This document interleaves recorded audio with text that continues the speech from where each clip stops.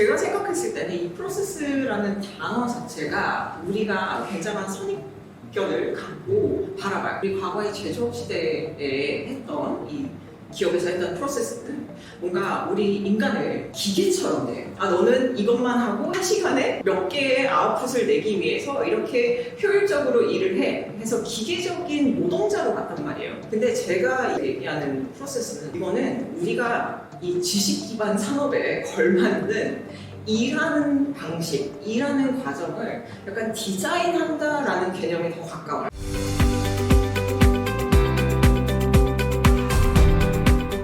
네, 안녕하세요. 반갑습니다. 저도 약간 이직을 많이 하면서 여러 기업들을 좀 경험을 해봤었는데 어떤 기업은 되게 조직 문화가 좋은데 어떤 기업은 이게 맞나?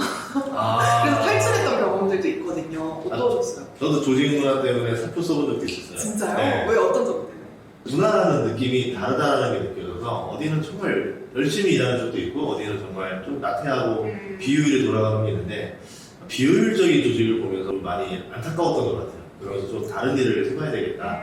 좀 이런 걸 개선할 수 있는 건 없을까? 이런 고민을 해봤던 것 같습니다. 오늘 이제 신지인 저자님 모시고 또 다양한 기업들 경험해 보셨으니까 실리콘밸리의 기업들과 또 우리나라 기업들의 문제점, 차이점 이런 부분에 대해서 알아보도록 하겠습니다. 작가님 안녕하세요. 안녕하세요. 저는 실리콘밸리 프로세스의 힘의 저자이자 현재는 우리 국내 기업을 대상으로 이 실리콘밸리식 업무 시스템 설계를 알려드리고 있는 더 바른 컴퍼니의 대표 신재은입니다. 반갑습니다. 반갑습니다. 제가 모신 것 중에 하나가 스펙이 완전 화려하세요. 와, 이 스펙 다 채우면은 또 환갑인데. 아니, 어마어마하셔요. 진짜. 그래가지고, 보통 소개해주세요라고 하면 또 쑥스러워하실 것 같아서. 좀 차례차례 하나씩 한 칸 한 칸 가보도록 하겠습니다. 그러면 대학을 한국에서 나오신 거예요?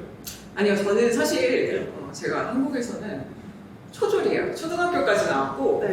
그래서 사실 제가 한국어로 이 책을 쓰느라 굉장히 고생이 많았는데 이렇게 잘해요, 한국어. 제가 3.5개 국어해요. 그래서 가장 잘하는 게 영어, 그 다음 한국어, 그 다음 스페인어, 그 다음 불어. 그거는 0.5예요. 왜냐면 저는 영국에서 이제 학교를 다 나왔는데 중고등학교를 다 나왔는데 영국에는 사실 그 불어하고 라틴어는 필수적으로 해야 하는 교과 과정이고, 그 다음에 저는 스페인어 같은 경우에는 대학교까지 이제 그 과정으로 했기 때문에 원래는 제가 그 스페인 그 마드리드 가서 석사를 하려고 했는데 어떻게 하다 보니까는 대학교 졸업하고 나서 모건스탄에 취직하게 돼가지고 못했습니다. 모건스탄에 취직?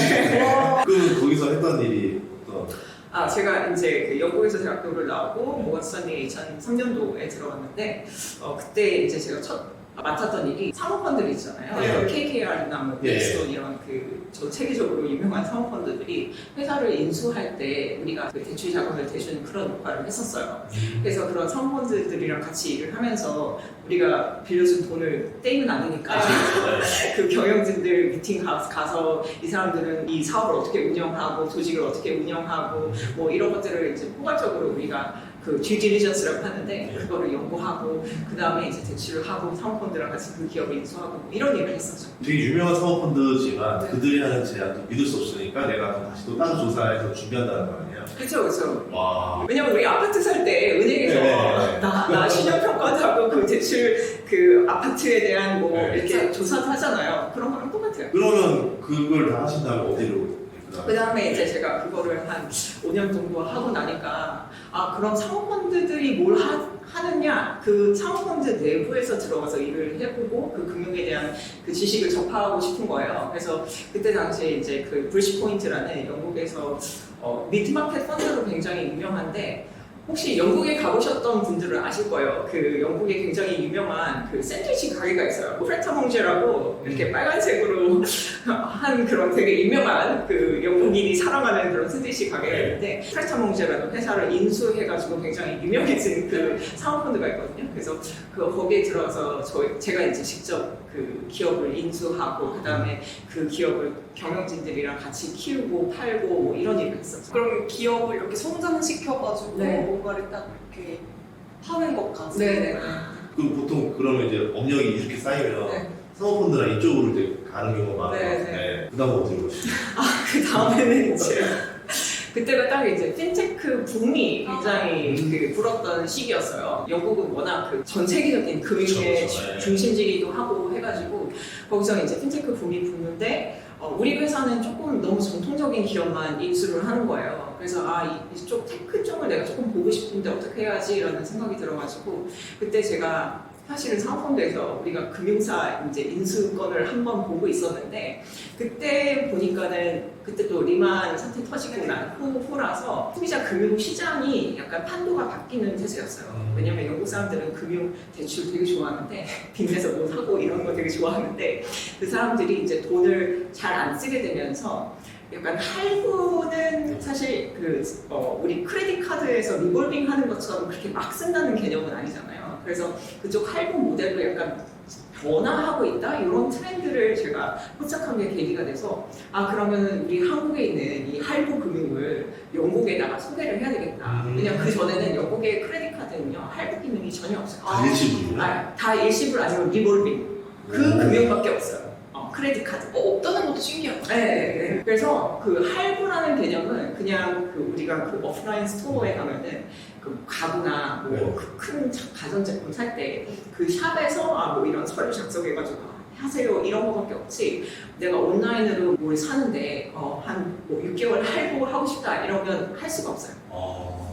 그렇기 때문에 제가 그럼 나 이제 한국에서 태어났으니까 이 한국의 그 할부 금융을 영국에 소개를 해야 되겠다라고 해서 그때 이제 그 회사 명칭도 나눠서 스프레드이라는 회사도 만들고 그래서 할부 금융을 이제 소개를 했죠. 그래서 제가 그 창업을 하게 된 계기가 그거였어요. 요새는 이제 전 세계적으로 미국도 포함해서 그 할부 시장이 굉장히 커졌는데 그리고 미국이나 영국 같은 데는 그거를 이제 buy now, pay later라고 하는 개념으로 굉장히 많이 커졌는데 그때가 2012년도, 3년도였는데 그때만 해도 그 시장이 없었어요.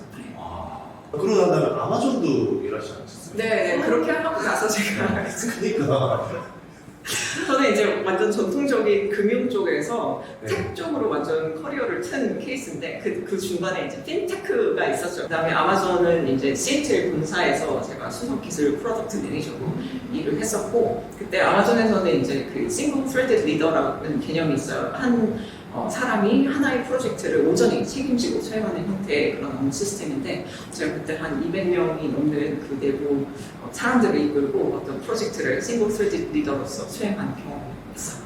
그 대표를 하시다가 그 아마존으로 취업을 한 거잖아요. 그 중간에도 한국에 왔었어요. 한국에 와서 그치, 그러니까 사연이 있을 거야. 네. 이제 제가 창업을 했는데 창업을 일단은 말아먹고 난 다음에 그 다음에 보니까는 한국에서도 이제 핀테크 붐이 나는 거예요. 그래서 한국에 와서 제가 퓨처플레이라는 그 디테크 엑셀러레이터의 CFO로 있으면서 그때 당시에 한국 그 정부에 유럽에서는 핀테크 업체들, 스타트업 업체들 규제는 이렇게 합니다라는 그런 자문을 드렸고 그런 규제 관련한 역할을 많이 했었어요.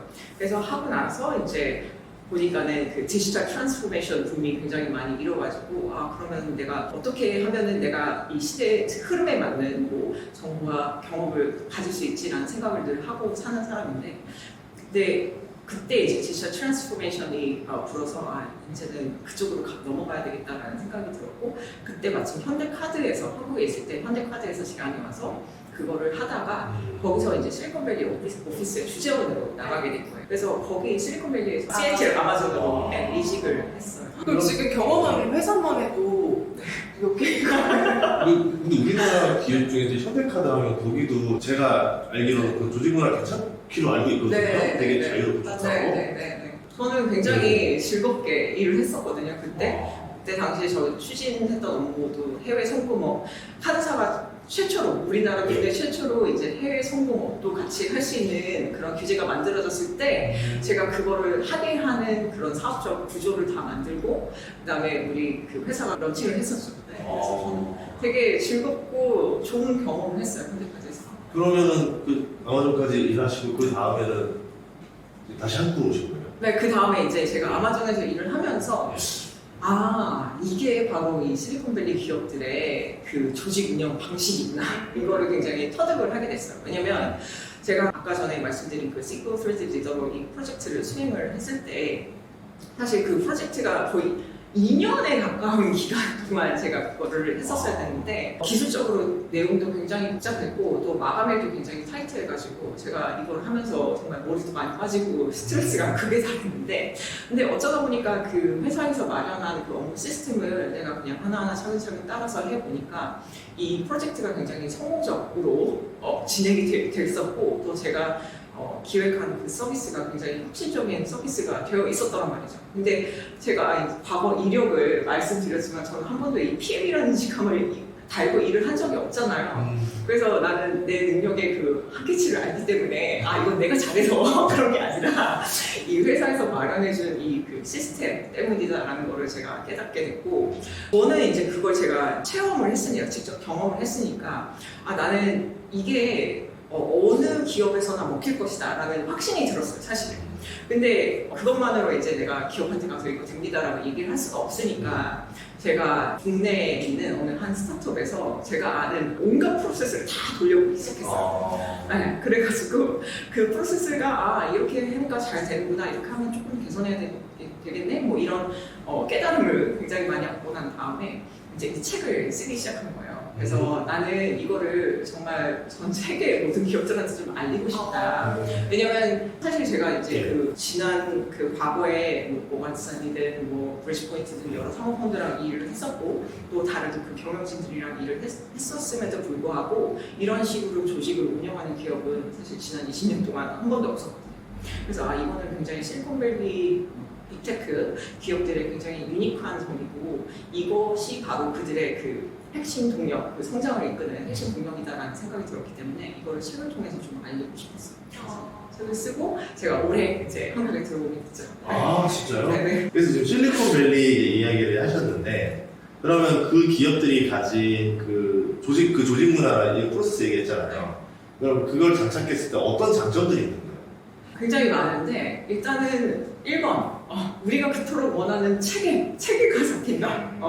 제가 10년 전에 이제 한국에 들어왔을 때 직장인들이 우리 회사는 체계가 없어 이 말 진짜 많이 했거든요. 진짜 유명한 대기업에서도 그런 말이 나왔어요. 체계.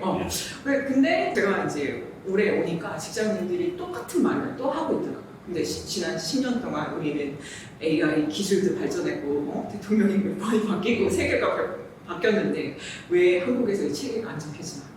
일단은 이 실리콘밸리 기업들이 사용하는 이 프로세스를 사용하면 우리 조직 안에 우리가 그토록 원하는 이 체계가 잡힌다라는 거가 있고 또 하나는 사실 우리가 항상 이 실리콘밸리 기업들을 굉장히 동경은 하지만 뭔가 그들은 미국 문화권에 있잖아. 그러니까 우리의 정서랑은 뭔가 맞지 않아. 막 이런 식으로 이제 생각하고 질에 거부감이 들거나 뭐 걱정을 하시는 분이 있는데 이거는 예를 들면 이런 거예요. 그 전자레인지 돌릴 때 매뉴얼 있잖아요. 네. 그 매뉴얼을 한국에서 읽고 돌리든 인도에서 돌리든 미국에서 돌리든 다 작동하잖아요. 프로세스는 그런 거예요. 그래서 내가 이 작동법, 매뉴얼만 잘 알고 이거를 제대로 작동을 하면 어느 문화권, 어느 언어권, 어느 국가에서나 통한다라는 거고 그리고 그걸 제가 이제 국내 기업 들어와서 제가 테스트를 해볼 때 검증을 했었었고 또 하나 우리가 이제 요새 그 글로벌 시대에 맞는 그 확장성 있게 조직을 운영할 수 있는데 가장 탁월한 거예요. 그러니까 예를 들면 내가 한국에서 내가 조직을 운영하는데 미국이나 인도나 뭐 이런 데로 가고 싶어 하고 근데 그 현지에서 사실 그 현지 개개인의 역량에 의존해서 내 본사와 같이 뭔가 협력하고 이러는 게 굉장히 힘들거든요. 그래서 사실 우리나라 대기업들도 미국에 이제 지사를 낼 때 현지에서 굉장히 오래 계셨던 분들을 파견을 해가지고 우리 조직 문화를 막 전파하려고 막 그러잖아요. 근데 이 프로세스 중심의 기업 운영을 사용하면 그럴 필요가 없어요. 왜냐면 이거는 내가 한국에 있던 미국에 있던 조직을 운영하는 방식은 똑같기 때문에 이 프로세스를 한국에서 운영하고 미국에서 운영하면 동일한 성과를 낸다. 그래서 확장성 있게 조직을 운영할 수 있다라는 점이 굉장히 매력적이고. 근데 이게 프로세스가 도입되면 좋은 건 알고 있어요. 근데 그거를 받아들여야 되는데 윗사람들이 너무나도 이제 고리타분하다 보니까 그걸 왜 해야 돼? 이렇게 하면은 이게 근본적으로 바뀔 수가 없는 거죠. 근데 이게 제가 생각했을 때는 이 프로세스라는 단어 자체가 우리가 굉장한 선입견을 갖고 바라봐요. 왜냐면 이게 제가 봤을 때는 역사적인 그 배경이 있는데 우리 과거의 제조업 시대에 했던 이 기업에서 했던 프로세스는 뭔가 우리 인간을 기계처럼 돼요. 우리 인간의 노동의 그 양을 네. 극대화하기 위해서 너는 이것만 하고 이거를 가장 많은 한 시간에 몇 개의 아웃풋을 내기 위해서 이렇게 효율적으로 일을 해서 기계적인 노동자로 갔단 말이에요. 그래서 그런 프로세스는 사실 뭐 우리의 자율성이나 창의성 뭐 이런 거는 하나도 상관이 없어요. 그냥 기계처럼 노동을 해서 그 아웃풋을 가장 극대화하는 그런 프로세스이기 때문에. 근데 제가 이 책에서 얘기하는 프로세스는 그런 게 아니라 이거는 우리가 이 지식 기반 산업에 걸맞는 일하는 방식, 일하는 과정을 약간 디자인한다라는 개념에 더 가까워요. 그러니까 저기 대표님 여기 와서 이 일을 하려면 1번, 2번, 3번, 4번 이렇게 하셔야 됩니다. 이런 매뉴얼이 아니라 자 대표님 우리 회사에 와서 혁신적으로 사고하시려면 우리는 모두 같이 글쓰기 기반으로 업무해요. 왜냐면 이렇게 생각을 해야 우리가 열린 사고를 할 수 있고 이런 식이에요. 그래서 이게 프로세스 자체가 사실 저도 이 책 타이틀을 하면서 굉장히 많은 고민을 했거든요. 왜냐면 프로세스라는 단어가 뭔가 나를 막 옥죄고 막 빡빡하게 하고 거부감이 들지 않을까라는 생각을 굉장히 많이 했는데 그 개념이 아니라 이거는 일하는 방식을 디자인한다. 그리고 우리는 지금 사실 우리 거의 대부분의 회사 조직에서는 이 지식 기반 산업에 걸맞는 일하는 방식을 기업 스스로가 나서서 설계하는 경우는 거의 없다고 봐요. 이게 굉장히 이 실리콘밸리 기업들의 유니크한 포인트고 제가 이거는 강의에서 굉장히 많이 얘기하는 건데 제가 생각할 때 그 이유가 있어요. 왜냐면 이 기업들은 그 디지털 환경에서부터 태어난 그 디지털 네이티브 기업들이잖아요. 네. 그러면 여기서 일하는 사람들은 그 대부분이 이제 개발자란 말이에요. 그러면 우리가 그 엔지니어들이 사고하는 그 뇌 속에 들어가 봐야 돼. 그러면 이 사람들은 내가 어떤 목표한 결과값을 내려면 이 일련의 과정이 다 프로그래밍 되어 있어야 돼. 그거를 도출하기 위한. 그러면 이런 사람들이 조직을 운영하면 우리 조직이 뭐 매번 혁신적인 제품을 만들고 우리 조직이 이런 특정 결과값을 내려면 우리가 일하는 방식을 디자인해야지. 그 일련의 과정이 체계적으로 잡혀 있어야지 이 로직이 너무 당연한 거예요. 그러니까 이거를 우리가 이해를 하지 않으면 이 사람들은 왜 이렇게 우리가 일하는 방식에 개입하지? 이런 생각을 할 수밖에 없습니다. 근데 이것도 약간 업종마다는 약간 차이가 있지 않아요? 이게 약간 뭐 의료계 쪽? 아니면 진짜 보수적으로 일을 해야 되는 쪽? 이거는 뭐냐면 일단은 프로세스가 중요한 게 아니에요. 제가 항상 얘기하지만 이 프로세스가 주어가 되면 안 되고 뭐가 주어가 돼야 되냐? 내가 목표한 결과. 우리 산업군, 우리 비전. 그치? 네. 내가 도대체 우리 기업이 목표한 결과가 뭐야? 그럼 그걸 내기 위해서 우린 어떻게 일해야 돼? 이거예요. 거꾸로 생각하기. 너무 거기 틀에 갇히면 안 돼요. 그럼 작가님이 생각하시기에 이제 미국 기업들도 막 경험을 해보시고 이제 한국에 계시잖아요. 미국과 한국의 가장 큰 조직 문화의 차이점은 어떤 거예요? 그 조직 문화에 대한 오해. 이것도 왜요? 왜냐면 사실 이 실리콘밸리가 생각하는 조직 문화란 무엇인가 이거를 굉장히 잘 설명한 그 아마존 출신인데 그 지금은 그 트윈리오라는 회사가 있어요. 기업 가치는 한 20조 원 이상인 그런 그 실리콘밸리에서 유명한 회사인데 그 제프 로슨이라는 대표가 나와서 한 얘기가 우리 기업의 핵심 가치는 그냥 단순히 글로 적힌 말일 뿐이다. 하지만 우리 조직의 조직 문화라는 거는 우리 조직 구성원들이 그 글로 적힌 가치를 어떻게 살아가는지를 행동으로 보여주는 방식이다라고 얘기를 하거든요. 그러니까 실리콘밸리가 생각하는 조직 문화는 우리 조직 구성원들의 행동으로 드러나야 돼요. 그 행동이 반영이 돼야 그게 조직 문화인 거예요. 근데 우리 한국에서 생각하는 조직 문화는 막 분위기, 사무실 인테리어, 예전처럼 사는 복지, 그리고 또 혹은 막 이건 기업 문화 팀의 일이야, 뭐 인사과의 일이야. 그래서 어떤 팀이 우리 조직 문화를 만들어주는 게 아니잖아요. 근데 그런 식으로 이제 조직 문화에 대해서 정확한 정의가 없다 보니까 조직 문화가 좋다고 하는데 뭐 이걸 해야 돼, 뭐 이거를 뭐 좋게 만들기 위해서 뭔가를 해야 되는데 도대체 우리가 지향하는 바가 뭐지? 이거 내가 어떻게 측정할 거지? 우리 이거 하려면 어떻게 해야 되지? 이런 생각은 없이 그냥 표면적으로 보이는 거를 따라서 하려고만 하니까 저는 이게 약간 그 갭이 굉장히 커지는 것 같아요. 그러면 우리나라 기업들의 문제는 뭐라고 보세요? 어떤 측면에서 문제요? 조직 문화? 전반적으로 봤을 때, 그러니까 그 지금 우리나라 기업들이 겪고 있는 어떤 한계, 문제점, 미국 기업들은 나이 갈수록 지금 잘 되는 것들이 보고 있어요. 특히 실리콘밸리들은. 우리나라 기업들은 뭔가 지금 성장이 멈추고 있다. 이렇게 말을 하는데, 좀 이 관점에서 보셨을 때 좀 불만한 것들이 있는지. 저는 사실 이게 제가 이제 국내 기업의 경영진 분들도 만나고 또 실무자도 만나고 정말 주니어도 만났단 말이에요. 왜냐면 이 프로세스를 도입을 하시는 기업들은 그 정말 주니어까지 다 포함해서 우리가 일을 해야 되니까. 근데 제가 안타까운 게 정말 하나가 있어요. 왜냐면 기업에 갓 입사해가지고 정말 의기충만한 그런 젊은 친구들은 정말 우리 회사 대표가 고객 중심적인 얘기를 했구나. 나 어떻게 하면 고객 중심적으로 일을 해야 되지? 제가 봤을 때 3년, 5년은 그런 고민들 굉장히 많이 하는 것 같아요. 네. 근데 그들과 같이 일하는 이제 팀장이나 그 윗분들, 회사에 오래 계신 분들이랑 같이 일을 하다 보면은 그분들이 이제 알아.